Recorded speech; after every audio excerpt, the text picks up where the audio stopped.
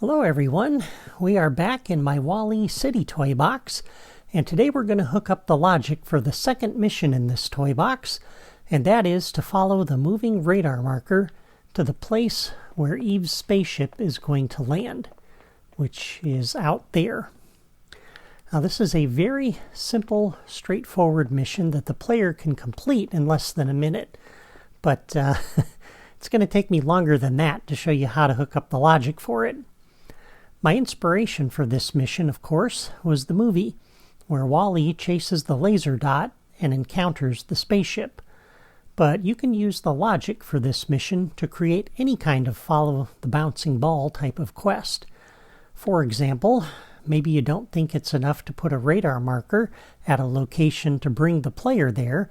Maybe you want to show the player how to reach that specific location by guiding them there. Or maybe you want to simulate what it would be like for a bounty hunter to track his quarry over tough terrain. The radar marker in that case might show the path that they took. You could also increase the speed of the moving radar marker so that the player has to pursue it in a vehicle, maybe like they were trying to catch an invisible jet or a guided missile. There's all kinds of things you could do with this logic in your toy boxes. Now before we get started, I want to let you know that I have logic diagrams for this episode on my blog. The link is in the video description, and you may want to refer to those diagrams as you watch this video. It might help you out. And once again, to save time, I've already placed the Creativitoys that we're going to need, so let me review what I've done so that you can catch up. I placed a locator here, which is where WALL-E is going to be after you deliver him to his home. And we're going to set him up as a mission giver. So I've got a friendly wave generator here, a radar marker, and a dynamic trigger.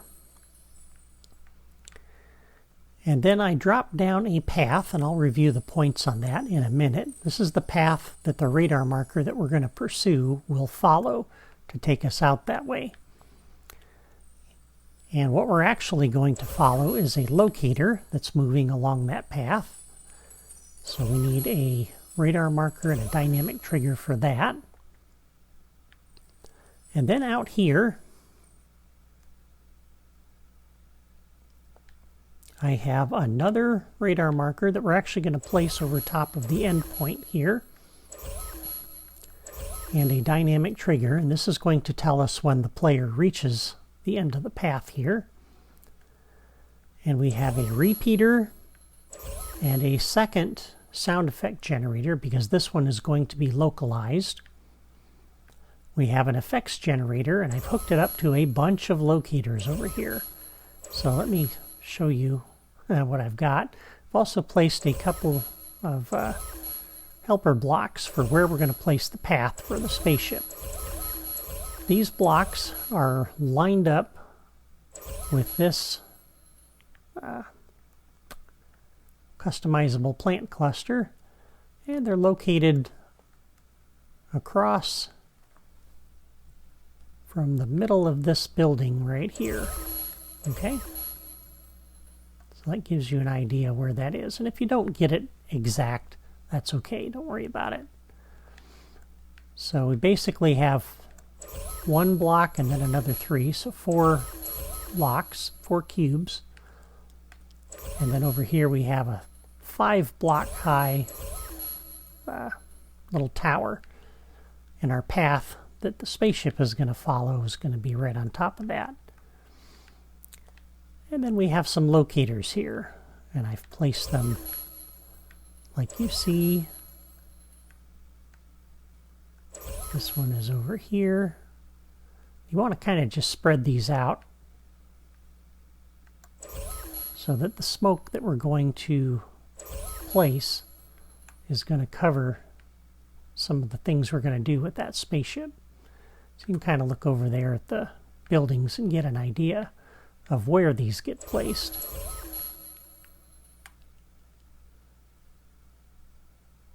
And kind of look at the little green column above it. Again, if you don't get these exactly right, that's okay. Just in the ballpark. But the idea is to spread them out a little bit. so that the smoke will cover up the rocket when we make it land, because it's going to appear kind of abruptly. And place these things at some different heights too. If it's all down at the ground level, it's not going to cover the top of the rocket.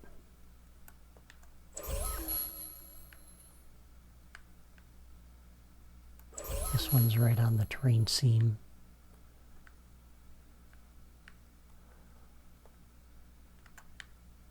This one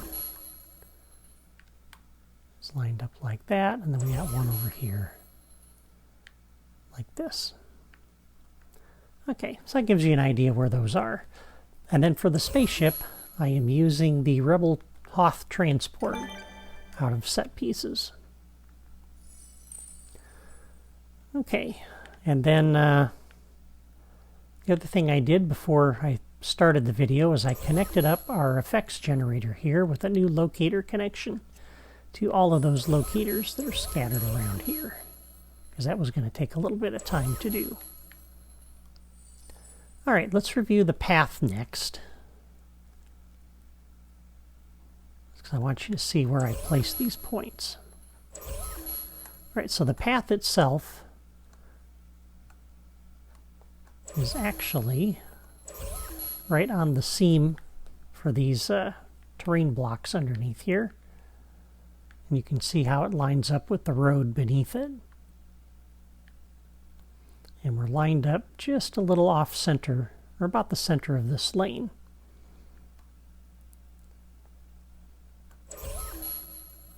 All right, so the first point, you're going to come this direction. You're going to go 2 nudges to drop that point, and then 2 nudges this way and 1 nudge this way to drop the next point. And then 2 nudges to the right and 1 nudge back to drop that point. And then this one is going to be positioned directly across from the path where we started, right alongside of this strip of color here. The next one straight back from there, lined up across from that debris pile. The next one here lined up with the back of that plant cluster, right on the road seam here. The next one is sitting right over here, lined up with that plant cluster like you see. Next one is 1 nudge to the onto the off-ramp here, lined up directly across from the treasure chest.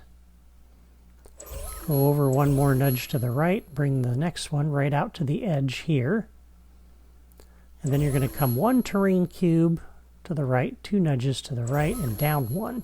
That's where this one goes. You want these kind of close together so that curve of the path follows the ramp there as precisely as you can. The next point sits right here. And then from here, you're basically going to come, I think, 1, 2, 3, 4 nudges forward and 1 to the right. And just follow the shadow on the road all the way down. Okay.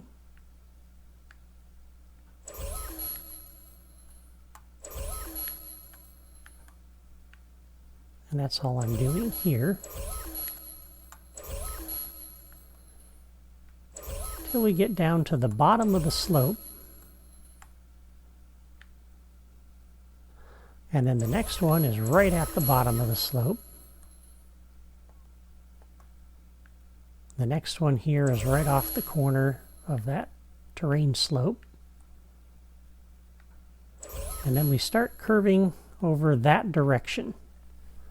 Okay, so the next one here kind of lines up with that plant cluster down there, and with the block over here that's fallen, the fallen piece of the road, and there. Next one lines up like you see there. try to get in the center of the point so you can kind of see where it's at. This one is lined up with the middle of that plant cluster, with the edge of that building over there, and across from the rubble over there. And the next one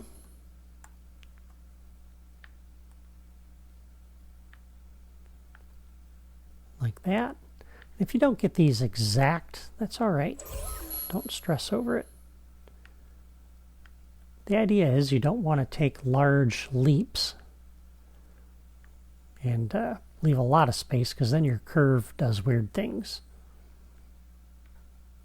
And you want it somewhat close, because some of the timing of when we start the smoke and everything is dependent on the location of these plant points.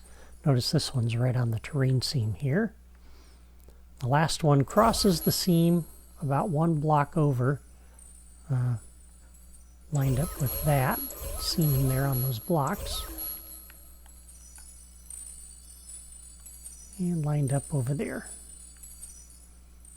Okay, so that is our path. I've also dropped a button over here, which I'll explain in a few minutes, and I've also configured the wave on our friendly wave generator for WAL-E. Right, so that is everything that I have done. Okay, I know we're 11 minutes into the video already, but that's where we're at. Okay, so let's hook up our friendly wave generator next for WAL-E. We're going to connect this to our locator over here. We'll put WAL-E in front of his house, and notice the little blue dot on that is facing out that direction. We'll connect up our radar marker with a new actor connection to the friendly wave generator, and same for this dynamic trigger. All right, on the friendly wave generator, on the properties, we're going to take the generation delay to 0, and everything else stays the same, except under the generated friend options, we're going to have WAL-E stand still. We don't want him to be wandering around or doing a whole lot. All right, on the radar marker, beacon type will be a yellow exclamation point, and the beacon location will be the connected actor.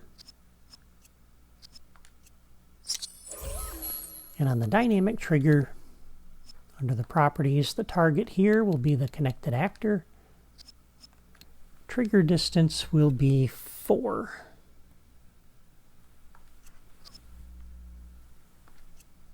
Okay. Now, we're using several dynamic triggers here, and we don't want them to be active until this quest begins. And so we need to come up to our level starter out here, which we dropped last time. And we need to make a few connections. So on the level starter, a new logic connection on catalyze.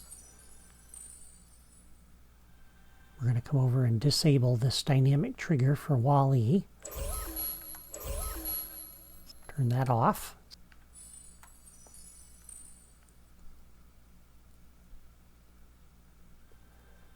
And the same thing with the dynamic trigger for the radar marker that we're going to follow. We might as well hook up the level starter all at once here so that we don't have to keep going back over to that area. We'll turn that off. We haven't configured that yet, but we'll get there.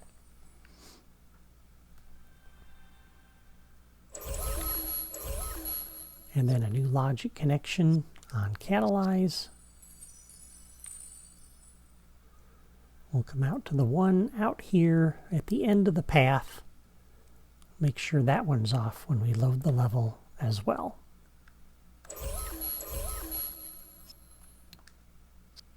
Okay.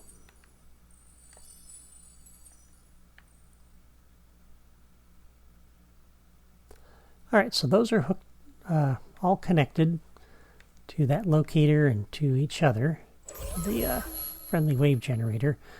Now we want to generate Wall-E when this quest ends, the first quest, and we drop Wall-E in the collection pen. And we made a logic connection last time to this logic gate to kick off the end of mission activities for that. This is where we're going to plug in the second mission. So on this logic gate, we're going to do a new logic connection. On output from the gate, we'll come over to the new friendly wave generator for Wall-E and generate that wave. That'll put Wall-E at that locator.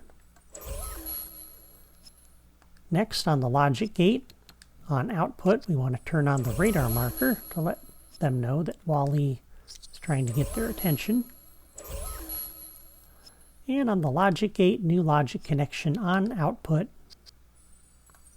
we want to turn on that dynamic trigger. And by the way, since we made those connections with the level starter, let's come over here and push that button to make sure those are all turned off. So that just in case we wander around while we're setting things up, we don't accidentally trigger any of those dynamic triggers. Okay, so that's plugged into the end of that mission. Now, if you want to test this out, but you don't want to play through that first mission, what you can do is hook up a button to kind of bypass that. So when you load up the toy box and you start here on the start pad, go into Spark mode, come out of the trigger area, come back into the toy box outside of it so that you don't kick off the start of that mission. And then you'll be able to come over and push the button to start the second mission if you just want to pick up from here. And so what this button needs to do in order to bypass that is basically the same thing we just did with that logic gate. So come over here when that button is pressed and generate the wave. New logic connection when pressed. Activate the radar marker. And when the button is pressed, turn on that dynamic trigger. Okay? And that way, like I said, you come out of the trigger area there in Spark mode, so you don't trigger the exit behavior on that trigger area. Come over here, push the button. That will put Wall-E over here with a radar marker on him. And then you can test out your second mission here. But we're not ready to do that yet. Okay, so the next thing we're going to do, the mission is going to get kicked off when the player approaches Wall-E. And what we want to do is have him notice the radar marker out here that we're going to use for the laser dot. So let's set that up next. So on the path for that, we want to come into the properties. We want to turn off auto start objects when connected. And we're going to set the speed on here to 150. So it'll be a little bit faster than you can run.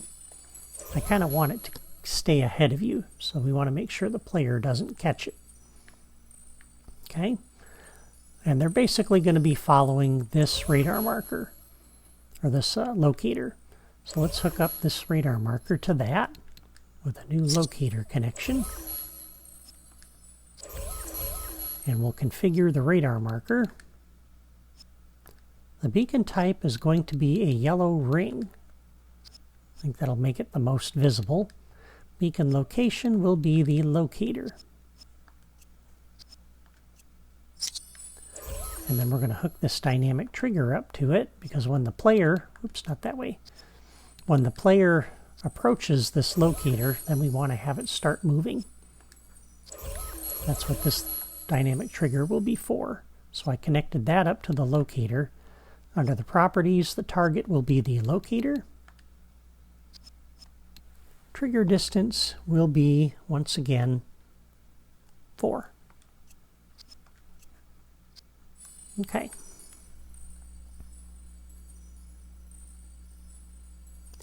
And I'm just double checking my notes here. Okay, good. So now let's connect the locator to our path with a new path connection.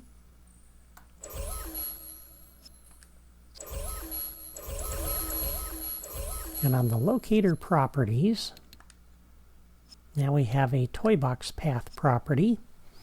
And under here, we're going to leave most of these set the way they are. But the movement style we're going to set to one way and stop.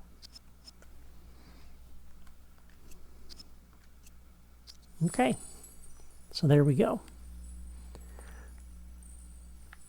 All right, so when the player approaches Wall-E, this dynamic trigger will detect that. And so this will kick off the mission. So on here, we're going to do a new logic connection when entered by player any. First thing we're going to do is come up to the text displayer that we just set up last time.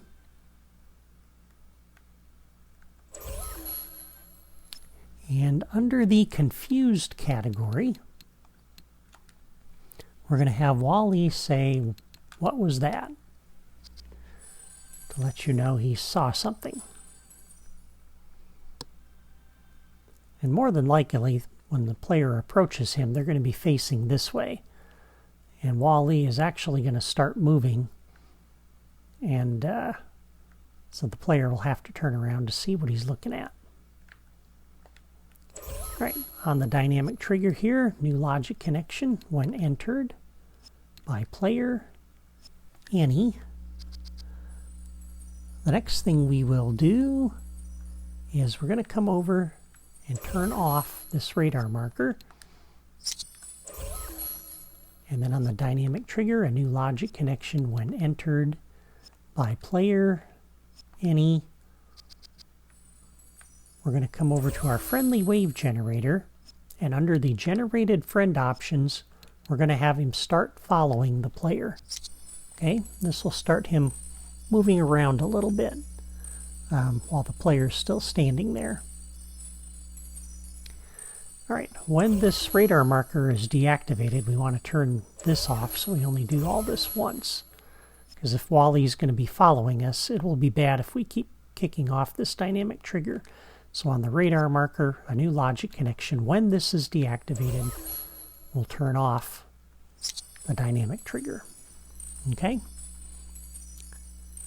All right, and then the next thing we're going to do is kick off the radar marker that we're going to follow. So on this dynamic trigger, new logic connection, when entered by player any. So when they approach Wall-E and he starts following them and he says, "What was that?" We're going to turn on the radar marker that he's looking at. And we also want to turn on the dynamic trigger for that radar marker.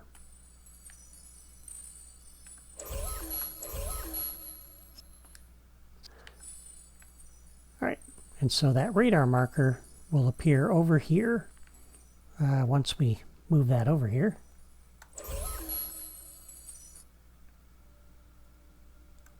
Put it right on top of that path. I could do a reset and stop on the path, which would snap it over here as well, but we'll just do it that way for now.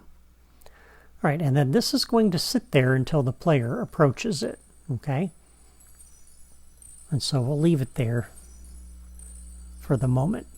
That's everything that this dynamic trigger here needs to do. Okay, so the player then comes over this way and approaches that radar marker. Wall-E is following, and when they approach this, then we want to start it moving along the path. And that's what this dynamic trigger is for. So on this dynamic trigger, a new logic connection, when entered by player any, and they get close to that radar marker, first thing we want to do is come over to the path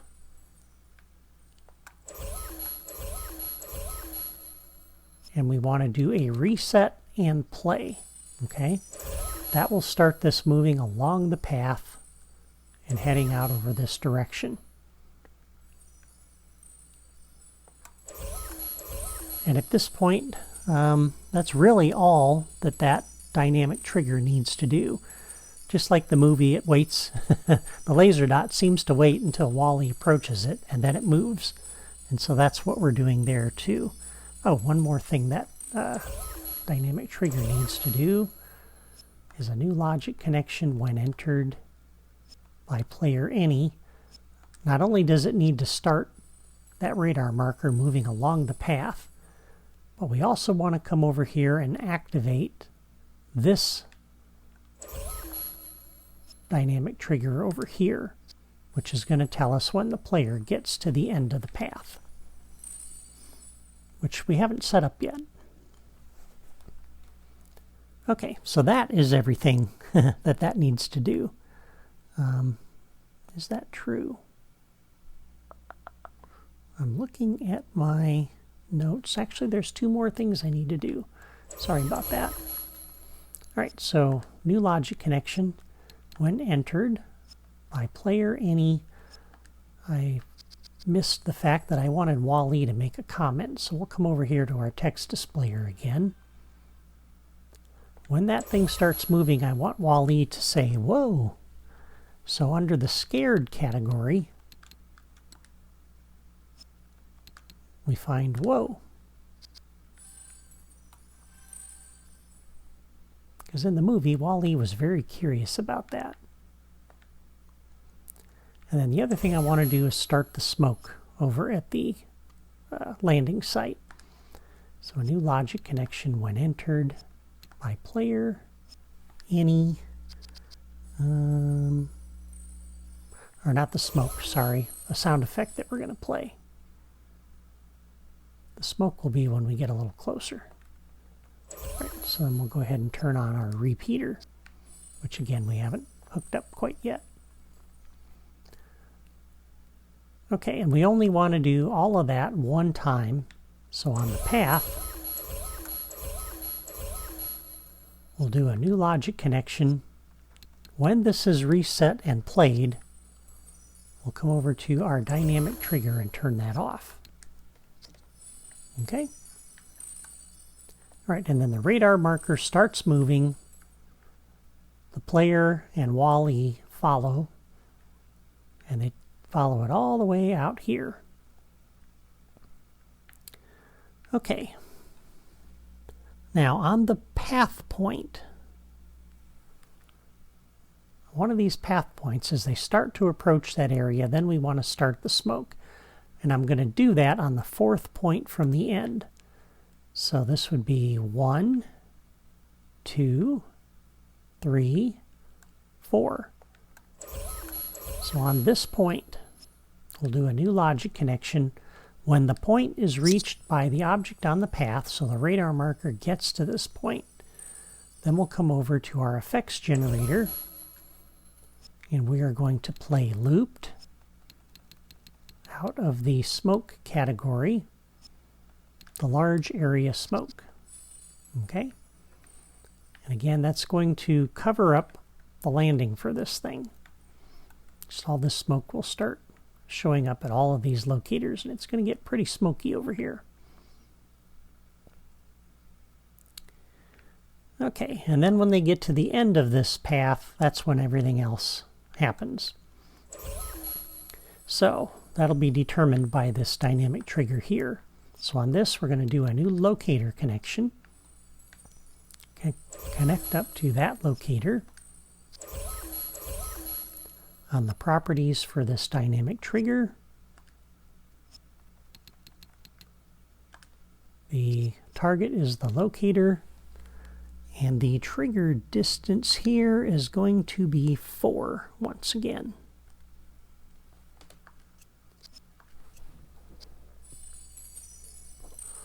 Okay.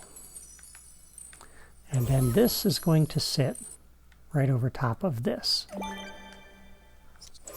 Our repeater over here, which we kicked off a few moments ago, we're going to use that to play the rocket sound. So as the player gets closer to this area, we want the player to hear the rocket sound. And so on our repeater, for the properties, we're going to set the rate to every 2 seconds because the rocket sounds about 2.5 seconds long or so. And on the repeater, we'll do a new logic connection on repeat. So every 2 seconds, we're going to come over to our sound effect generator here. And under the general category, if we scroll down a little ways, there's a rocket blast off sound. And that's what we're going to look for. Here we go. And we're going to connect up our sound effect generator to the same locator over here.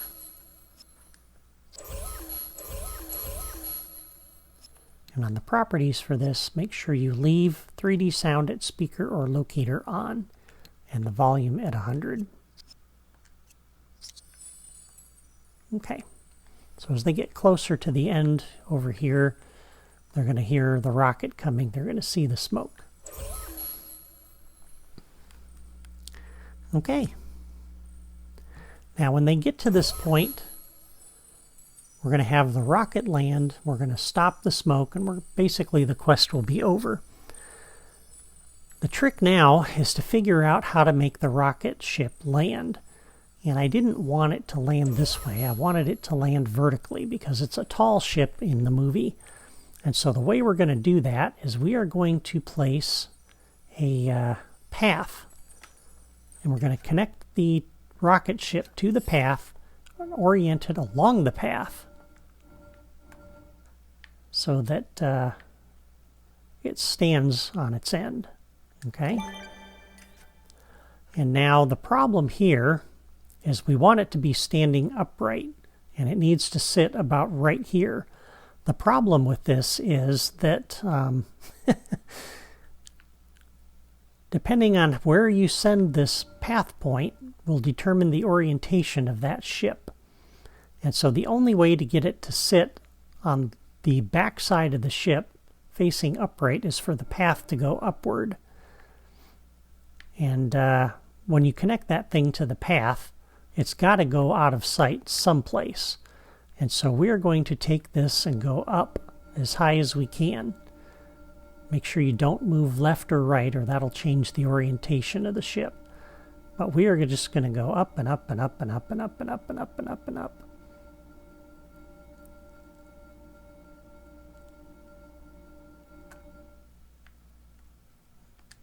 And we'll put it way up here. Okay. That's a long way up. And the idea is as the player is down there in the city running around, you don't want them to see the spaceship hovering in the sky. So we got to send it way up there so that it will be out of sight. On the properties for the path, we are going to pretty much leave everything the way it is. In a minute, I'm going to change that speed, and I'll explain why. But we're going to leave this on, and when we attach that thing to the path, it's going to start moving. But I don't want it moving too quickly because I need to set some properties on this. All right, so what we're going to do is connect this now to our path, which is going to start it moving up the path. Where is that thing? There it is.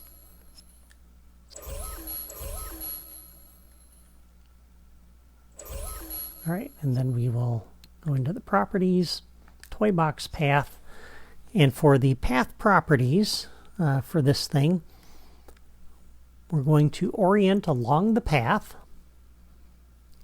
We're going to leave these set the way they are. Leave all of these set the way they are. And we're going to set this to one way and stop. Okay. So now you can see it's going upward. But you'll also see it's kind of facing the wrong way there. So we're going to come back into the properties. Let me see. I want to be able to... Let's go into new logic connection, come back out, and I can adjust my camera so I can see what we're doing. All right, so we'll come down to the rotation and just set the rotation so that the ship is oriented about like that. Okay. And it may be different for you than it is for me. But that's how I want it to look from the city. And now that it's up there and it's moving, let's change the speed on this to be the maximum of 300.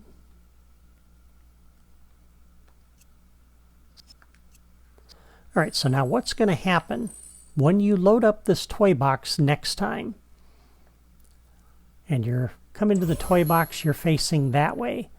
That ship is actually going to start at the bottom of the path. And since the auto start property is turned on, it'll start moving up the path. But the player's not going to see it unless they turn around and face that way. But they're not really likely to, because you've got Wally's home right here.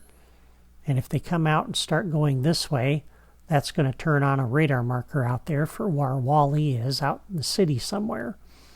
And so the idea is we're doing something sneaky behind their back. And you'll notice that ship is like way up there. I can't even see it. So as the player is over here in the city doing things, and they happen to look that way, they're not going to see the spaceship. They're going to have to look up to see it. And if that's a problem, you can move that path point up higher. Okay? And then once it reaches the end of the path, it does the one-way and stop. All right, so that's the initial position of the spaceship. And so when the player gets to the end of the path here, that radar marker follows the path, comes out to this point, and stops. When the player catches up to it, they're going to trigger this dynamic trigger, which sets up a radius around this locator at the end of the path. And at this point, we want to have the ship land. We want to stop the smoke and the sound effects. And so what we do on the dynamic trigger is a new logic connection. When entered by player any, first thing we're going to do is come over to our repeater and turn this off. Next thing we will do is a new logic connection. When entered by player any, we will stop looping the smoke effects. Next thing we will do is a new logic connection. When entered by player any, we are going to come up to the path for the rocket, and we're going to do a reset and stop. Okay? And then on the path, we'll do a new logic connection. When this is reset and stopped, we'll turn off this dynamic trigger, because we only want to do this one time. Okay, and that will put Wally's ship here, and the smoke effects will kind of cover up the fact that we're resetting this path, and it just appears out of nowhere. So you won't really notice. You'll think the ship is actually coming down the path and landing, even though that's not the case. So the smoke covers up a lot of nasty things that we're doing. And the other thing we can do is once we do reach this radar marker and catch up to it, we can turn it off. So when entered by player any, we can go turn off the radar marker that we've been following.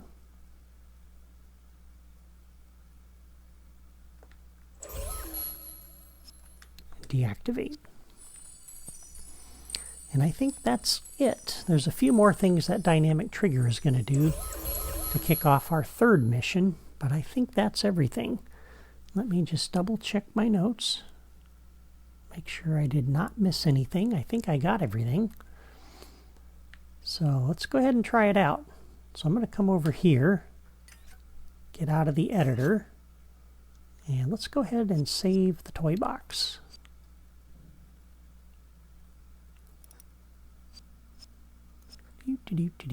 And this is Wally build 1 I'm working in. Let's save the other one. You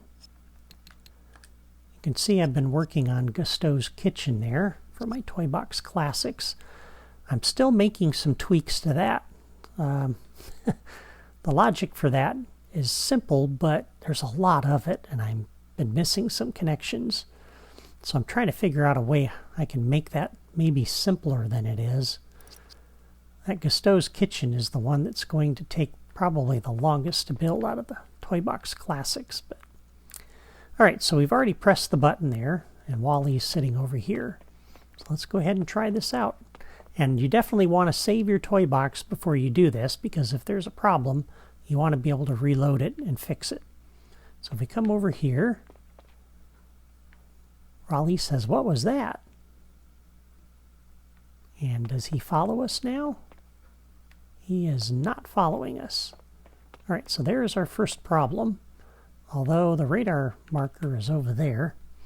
So I'll have to see why he's not following us. That is a good question. Well, let's test the rest of it. So we come up to it. It says, "Whoa." We're going to follow the radar marker as it goes. You can see it's kind of pulling out ahead of us a little ways. Goes down the ramp.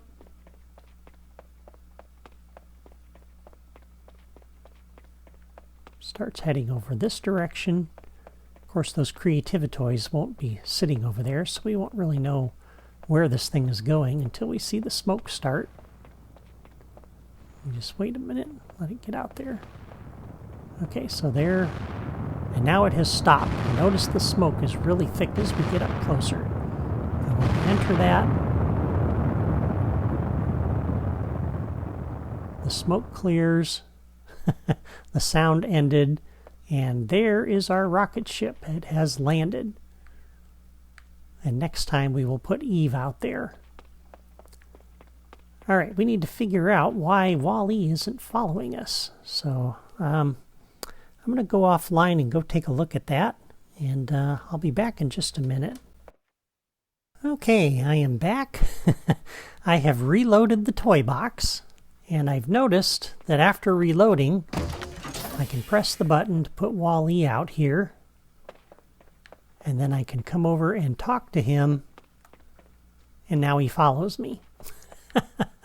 So I don't know why he didn't follow me before. I do know that the follow behavior can be a little buggy, so maybe there was something going on, or maybe it was because not all of the logic was hooked up at the time I generated him. Maybe all those logic connections had to be there first, but at any rate, he follows me now, so we're all good. Which means this toy box is working the way it's supposed to. So that's it for the logic for following the laser dot to Eve's spaceship. Next time, I will show you how to implement the logic for the third and final mission in my city toy box, where we help Eve scan for plant life. You won't want to miss that, so be sure to subscribe to my channel if you've not done that already, so you don't miss the next episode. I would also appreciate it if you would hit the like button and leave a comment to let me know what you think of this mission. Thank you for watching. Have a great day.